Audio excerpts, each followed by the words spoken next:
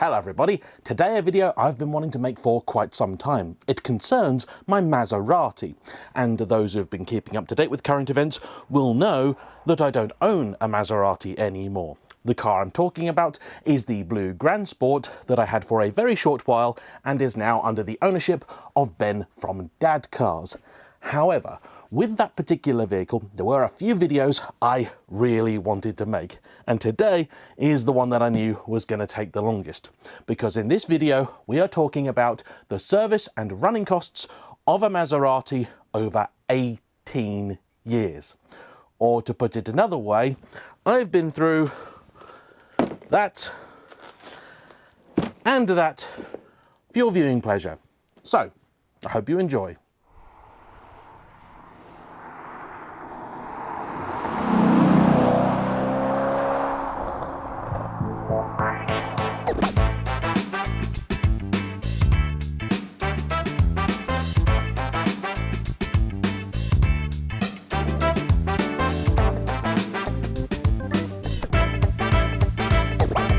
Now, we all know when you go buying a car these days, getting service history is becoming increasingly difficult.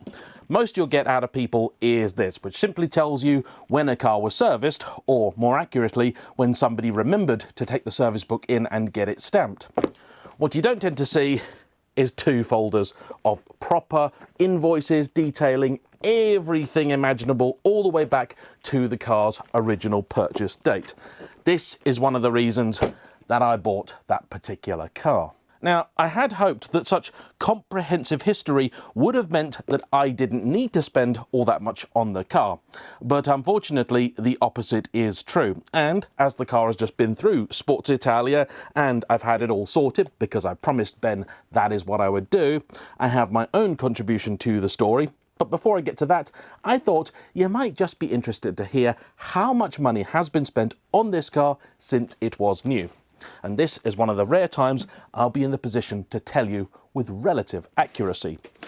First off though, I thought it might be interesting to go all the way back to the beginning, because with this car I have the original purchase invoice.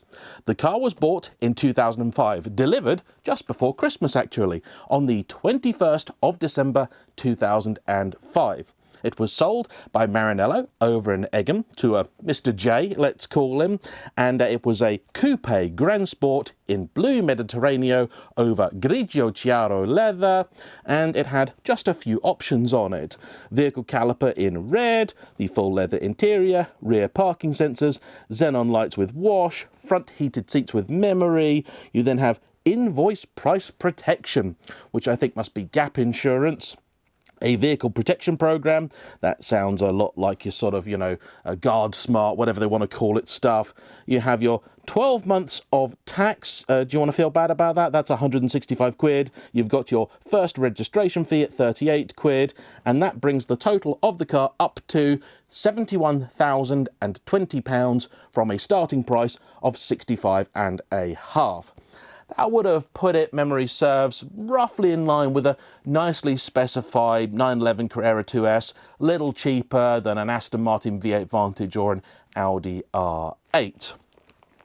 The car went through a number of different owners, and don't worry, I'm not going to read you every single page of this individually. Instead, I spent last night doing all of that to produce a summary of all the key stuff, and it made for quite interesting reading. So the car was delivered, as we know, at the tail end of 2005.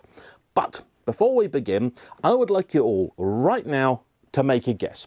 Hop into the comment section and tell me, do you reckon this lot here, of which there is, well, let's be fair about it, 2 pages of stuff, do you reckon this lot adds up to more or less than the purchase price of the car. Now, this doesn't include absolutely everything. There are one or two things that have been missed, nor does it include insurance costs, tax, or fuel, barring obviously the first registration fee. Do you reckon this all adds up? 18 years, 130,000 miles worth of servicing to more or less than the purchase price, £71,000. Place your bets. And while you're doing that, this is the perfect opportunity to remind you of our sponsor, CarVertical, the super-powered super search that cross-references a number of databases from around the globe to give you all the information you want to know on any potential used car purchase. You'll see everything from previous accident damage to usage as a taxi, outstanding finance, fire, theft, and even MOT failure points. For 10% off the service, don't forget to use my discount code JAYEMM.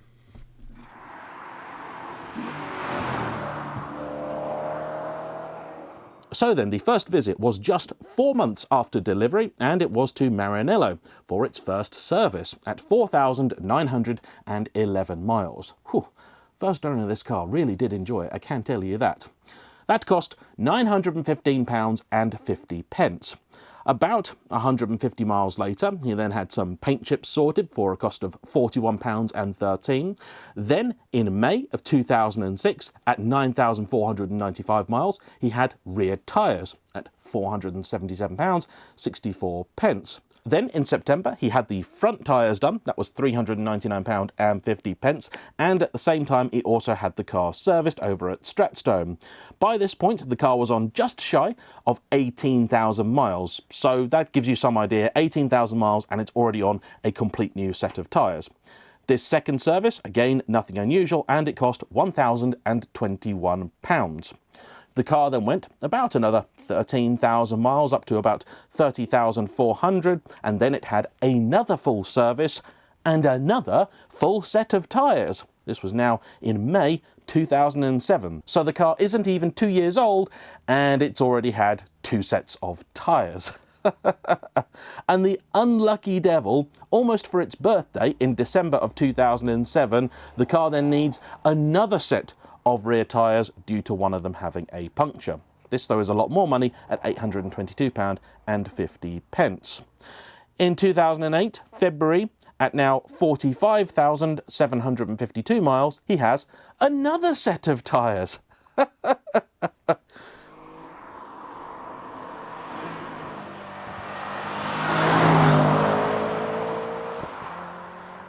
And here then, in February of 2008, at 46,716 miles, the car actually has its first maintenance or repair work done, ignoring the punctured tyre. Now, this was a service plus the airbag switch. You're gonna see this character crop up quite a bit. Basically, that's the one that turns off the passenger airbag for if you have a rear-facing baby seat. It was throwing a light and got replaced. He also had some work done to the suspension arm, the cam cover gasket, remember that, and the brake pipes. And this all came to a total of £1,569.15. So not actually that bad, considering there was also a service in there. In October of 2009, now a year later, from Maranello, he bought another airbag switch. Then, in November of 2010, the car now went off to Emblem Sports Cars, so this is the first time it went to a non-main dealer. It was now at 73,131 miles, at about 5 years old, and it had a major service with all fluids done, a brake rebuild, a leaking radiator was repaired, and it had a bunch of other small bits done. And this is the first time the car was now with its second owner. This cost just over £2,000, so £2,096.68. There were then a couple of visits to a place called Ravenscroft early in 2011, and he had some new front and rear pads, a suspension sensor sorted out. Then he had new tyres, which weren't included on this bill but were fitted, and a mystery power steering leak investigated but not solved. And then, back in early 2012, March to be precise, the car goes back to Maranello for a full service and a new clutch. I know the clutch and flywheel replacement is something that people talk about with these cars a lot because it's not cheap. However, the clutch did last 86,353 miles. Before this, I can find no evidence of it having been replaced. And the total cost of all of this, so big service and a clutch and flywheel, was £2,743.06. Then, just a week later, the car is back at Maranello for a check engine light, which turns out to be a wiring issue. However, they don't charge him at all for that one. In early 2013, so near a year later, the car then has a new used wheel bearing fitted and new parking brake shoes. Then in August of that year, at 94,754 miles, it has a service with spark plugs at an independent called the Maserati Shed, and that costs £515.48.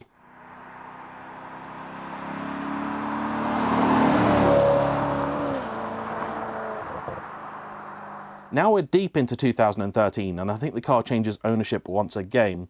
And the chap who bought it then did a lot of work himself, because all of this stuff here, this huge amount of invoices, which makes up the majority of this folder, is little stuff, lots and lots of little stuff, all sent over, and there aren't many invoices for labour with it. Now, I won't go through absolutely everything because we would be here all day, but I'll give you some of the highlights. It starts off with a relay at £11.45. There are lots of those in here. Then he buys discs all round plus diff oil, that's 315 quid, and some miscellaneous parts, which has me confused because there's lots of gaskets, badges, and a window. So I wonder if the car was maybe broken into or had a small accident. I couldn't find any invoices for repair work, but there's just lots and lots of little bits, and that was about £570. He also at the same time had the alloys refurbed, and that was 400 quid. Then all of the stuff afterwards for the rest of December. I mean, there's probably, I would say, 15 purchases in December 2013 alone, and they include stuff like dust caps for £1.35, brake fluid, washers, some engine oil, number plate bulbs, more bulbs, some nuts, more bulbs, an indicator and cruise control stalk from an Alfa Romeo 166. More bulbs, then some carbon bits for the interior, more bolts, then some Dynamat, more bulbs, and then we're finally into 2014 when he buys gearbox oil, air filter, engine oil, handbrake shoes, more bulbs, some interior pieces, some more interior pieces, handbrake shoes, again, some more interior pieces, and in 2014, March the 14th specifically, he has a new windscreen fitted. That month, he also buys some exhaust mounts, gaskets, and an oil filter from Dick Lovett to do a service. He later buys some spark plugs. Then there's a big one here from Dick Lovett in April 2014. Ignition coils, the button to adjust the seat, and the dash switch panel. That's the one with the start and all that sort of stuff on it. And that was £774.85. Later that month, he also buys some carbon paddles for £562.80. They're still on the car, I quite like those. Then later, more engine oil, more spark plugs, and he even spends, in June of 2014, £300 having the car detailed. The annoying thing about this is that there isn't really anything here with the mileage on. And so the next invoice I see, which is again here in April 2014, is actually the first time that I see the mileage appear again. Now we're up to 97,548. And that was for £834.43 from Dick Lovett, and that's because the car was actually running poorly with an engine management light. The cost there was to replace all 4 of the Lambda sensors. At the end of April, he also has £1,200 worth of paintwork done. The receipt just says paintwork to steel section of the car as indicated, so I'm going to imagine, again, that's not actually a crash repair, but simply the car was 9 years old and near 100,000 miles by that point. It probably just needed a bit of paintwork to freshen it up.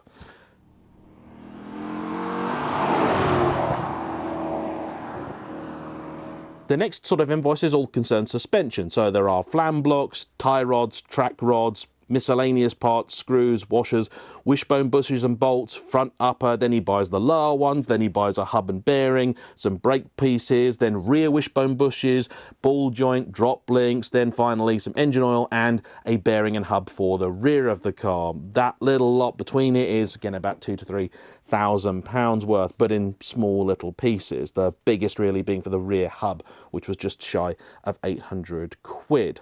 Then another chunky invoice. This comes now in 2015, so the car is approaching its 10th birthday. This is on the 30th of March, and at 98,789 miles, the car has, again, a new clutch and flywheel. So the second one did not last anywhere near as long as the first. There are also some modifications to accommodate new parts. This happens quite a bit with Italian cars. They've changed the design from original. You can't get the original one anymore, so they had to machine some bits to make stuff fit. There's also a new rear main seal and a release bearing. It may be possible with this that something else was going on. Maybe there was an oil leak or so with the rear main seal, and maybe he just got access to the clutch and thought, while I'm here, I'll just do it. So that cost £3,099.19.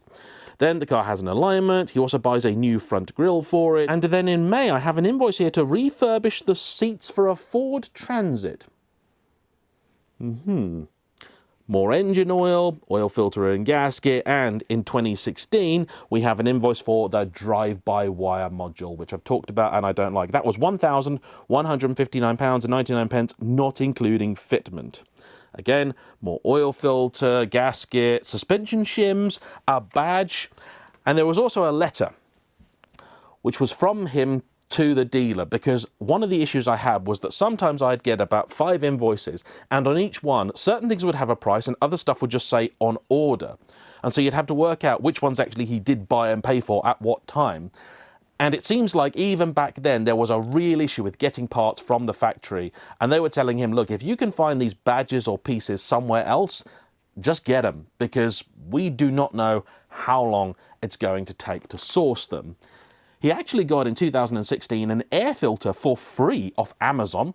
Don't know how he managed that. Later, an oil pressure sender and some more diff and gearbox oil, a belt tensioner and parts, then a used aircon compressor. Evidently, he was having some issue with the AC system. The belt tensioner was about £157. The oil pressure sensor, by the way, was £152. The AC compressor, though, a used one, that was £465.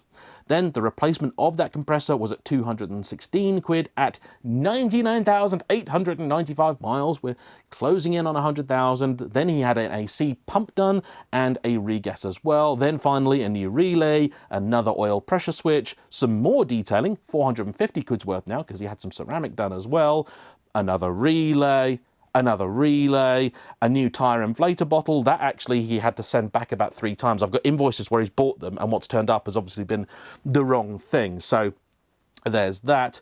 Oh, and then he buys a glove box light for £12.95. Pollen filter, miscellaneous service bits, that's 123 quid. And at now just over 100,000 miles, 100,870, he does the airbag light again.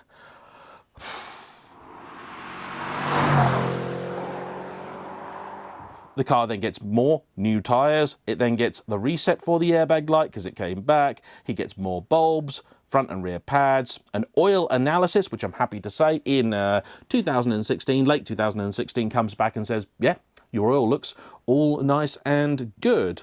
He has a non-return valve bought for the car. Then, this is going to be of interest to people, a new F1 pump because that failed. That was £229.90. Nowhere near as bad as I'm sure everybody thinks that they are. He then had a service done and the engine, gearbox oil and spark plugs cost £246. There's a new glove box lock, an F1 relay, braided hoses, wheel centre caps, more gearbox and diff oil, and then he has a nice handy little bit of paper detailing quite a few things that he did, including the fitment of some Larini silencers that sadly did get taken off a little bit after because apparently the next owner didn't want them. They were about 1,600 quid, and all in fitting those, doing a full service, refurbishing some wheels, everything came in at just over £3,000. A service was then performed at 102,499 miles and the handbrake was adjusted yet again. More oil filter stuff, the exhaust was taken off as mentioned, again more service stuff. Then as it goes back to another owner that didn't do so much themselves, we actually start to see more mileage appear. So at just shy of 104,000 miles, the car has annual service, including gearbox oil, coolant, plugs, brake fluid, everything. That's just under 500 quid. The car then does actually break once again in June of 2020. The reverse selector for the little F1 box broke, and fixing that was £320, including the fitment of some new wiper blades and an engine cover clip. In late 2020, September, at 106,000 miles, it has an oil leak. It also gets some new shock bushes and new front brake pads. That's £949. Then at 107,000 miles, it finally goes to Sports Italia, who are my preferred guys and who did the work for me recently. It has some corrosion treatment on it. The airbag switch again. Some of the interior is cleaned up. They do more exhaust clamps. Then, about 4,000 miles later, the next year, 2021, May, it has a service, a new oil tank nut to fix an oil leak, new boot struts, again, remember it's already had those, an acceleration sensor, some sticky bits sorted, another set of exhaust clamps, and that comes to £1,629 and 49 pence. The car then has its air gone, regassed and checked at a place I love because they're called Be Cool. Sports Italia then get the car in, and this is actually the first time, sorry, I might have been mistaken earlier, this is the first time the car actually had to be towed in. This is the first time I've got any record of the car failing to proceed, and that's in 2021 when the F1 pump failed. The relay is replaced, the pump is replaced. This now is a lot more money, but this does include labour as well. This is £1,053.65, which I still think is a lot less than many people would think it would be. Then the car goes off to a new owner, and it's at Shiltech for its next sort of half dozen visits or so.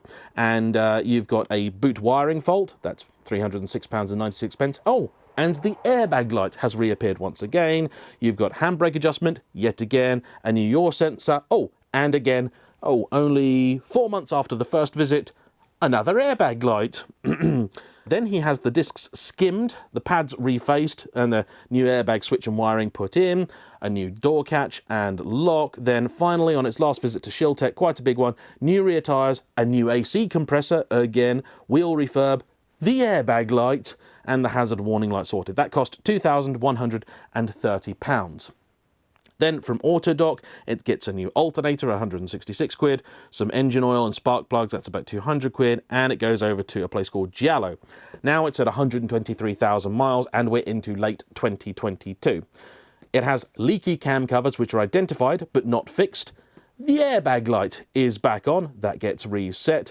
An oil service is performed, the handbrake is adjusted, yet again. Some non-return valves are bought, oil filters, etc, etc, etc. Anyway, that visit cost 670 odd pounds. An upper arm is bought for the suspension on eBay, that's £599. And then 3 trips were made to the exhaust and auto centre. Basically, the guy wanted to partially decat it, then realised that the other cats kind of failed, so the car was fully decatted at that point, so he had to sort things out. And basically there's 3 trips backwards and forwards trying to sort the exhaust out, getting it all good. That cost £678 across the 3 trips, and I cannot recommend that anybody would take their car there for reasons that will soon be clear. Then the final invoice before my ownership, and this is again at Giallo in June, where they do an oil service, they repair a cracked wheel, put on handbrake shoes and adjust it, a hazard warning switch, and they sort a leak on the oil tank. Because of all of this, I thought when I got the car, it'd be pretty good. It would be fairly sorted. However, this was not the case, because here we find the invoice that I got. Now, why am I paying for a car that I don't own? Well, that's really, really simple. I genuinely intended to keep the car for quite a bit longer, and as with every car, particularly exotic Italian ones, as soon as I get them, you drive them for a bit, realise there are a few things that need doing, and so you want to get it sorted. You also want the car fully inspected to know you're not sitting on any potential big issues. So I'd already organised for the car to go to Sports Italia. This is before I wound up doing the switcheroo with Ben, where he took the Maserati and I took the DB9. But because he wants to get a car that's not going to be quite as expensive to run as the Aston Martin, it seemed only fair to me that I had this service done anyway, because I was selling this car to a friend. And honestly, if I'm going to sell the car to anybody, I want to know what condition it is in, because otherwise it's only going to come back to hurt me, isn't it? And so I said to Ben, look, take the car, drive it around for a little bit, and we will get it sorted. I'll make sure the car has a clean bill of health. So I'd figured this was going to cost a couple of grand. That's sort of my general feeling. I'd driven it around Scotland, noticed there were a few knocks and things here and there, a few little bits that annoyed me, and so, yeah, here it is. So the biggest thing on here was to replace the cam cover gaskets. They've been identified by Giallo and just basically ignored. They were leaking significantly, I'm told. That was 525 quid. The welding job on the exhausts was atrocious. That's why I say don't use those guys in there. So that had to be taken out, sorted, and put back in, and we need to work out what we're going to do with that. But that was 250 quid just of labour, just to put some nicer bits of metal in and tidy the job up. The rear tie rods had failed. That was £225. The car needed an alignment. There was also some drop links, dust cover, an upper ball joint dust cover, and there was also a failed F1 pipe. So it had, I think, just a small leak in it, but obviously that was going to ultimately cause a bigger issue. That was only £100. We also had both the airbag light and a check engine light. Now, interestingly, the engine light turned out to be a fault caused by the wiring loom. So we had to have some wiring redone. That was £150. Then I also noticed that occasionally when you lock the car, it would indicate, and other times it would not. This turned out to be a relay issue, another 150 quid. That pesky drive-by-wire module, which basically just makes the car undrivable, that had to go. That cost a little bit as well. The handbrake, that was giving me grief. That got done. And the oil tank nut that had been replaced before, that had already failed, so that got done. Exhaust clamps, they needed doing. This is the thing. Airbag switch, that did get replaced. I also had them look at the clutch on the car. Now, it's a single clutch automated manual in the Grand Sport, and I know it's never going to be quite as good as the system on, say, the Scuderia, but I did suspect it should have been a little better than it was. And there's a few things you can look at and set. One of which is something called the PIS, and basically this adjusts the clutch engagement point. So, you know, when you drive a car, when you drive a manual, you sort of develop a bit of muscle memory for where the clutch biting point is. Well, these aren't quite so smart. You kind of have to tell them where the bite point is, and yeah, it was set at a wrong point, basically. So that was done. The clutch is currently 58% worn, so it still has hopefully plenty of life left in it. We also had an oil service and bits done. I had some tyres and whatnot sent over too, because the fronts, one of them had a bulge in and one of them was basically near done anyway, so I thought this wasn't fair to sell a car with front tyres that they need doing. So I had that sorted and sent over and done. And the total that I spent was just shy of £4,500. Yeah. So, if you've stayed with this video all the way through, thank you very much. But what are our tallies? Well, let's just give you the big number you want to know, which is how much money was spent on maintaining this car. Well, stuff that I have invoices for, to which I'm going to add a little bit because I know that there is stuff, for example, there's tyres I don't think I've put in here. It is £54,000. Yep. Now, cost per mile, that works out at about 42 pence per mile. The most expensive year was actually 2014, when £6,594 was spent. In fact, to give you the year-by-year breakdown, from 2006 onwards, it was just under 3 grand, just over 3 grand, just under 3 grand. Then 2009, 15 quid. Then it was just 2,743, 2,657, then 6,600 quid, then just under 5 grand, just under 5 grand, just over 3 grand, and then a couple of years where it was, you know, 300 quid, 600 quid, then 2 grand, 3.5 grand, 4.5 grand, 6 grand. So if anybody says to me in future, how much does it cost to run one of these cars every year, I am going to say budget at least £3,000 or £4,000. That's before you put fuel in it, and it drinks that like it's going out of fashion. But that's a video that hopefully you have enjoyed. There is a video on a Maserati. And the funny thing is, though in later years it did get a little bit more expensive, the first 100,000 miles cost about 30 odd grand to do, and at that point in time the cost per mile in terms of servicing alone was 30 pence. It's always been an expensive car to run, and the fact it's now on higher mileage doesn't really impact it too much, because many of the things that have been done recently, as you'll see, were done early on too. There's just, I think, some fundamental issues with these cars. They just weren't built quite as well as even some later Maseratis, and so they're always going to be difficult so-and-sos. But there we have it. Hopefully that was an entertaining video. And now I can hand all of this stuff over to Ben, because he's got the car, and from now on, I think, his channel is going to be the place to see Maserati Grand Sport content. So check it out if you haven't already. But for now, a big thanks to all of you for watching. Don't forget to hit the like button, comment down below, and subscribe if you haven't already. I'll see you for the next one. Bye-bye.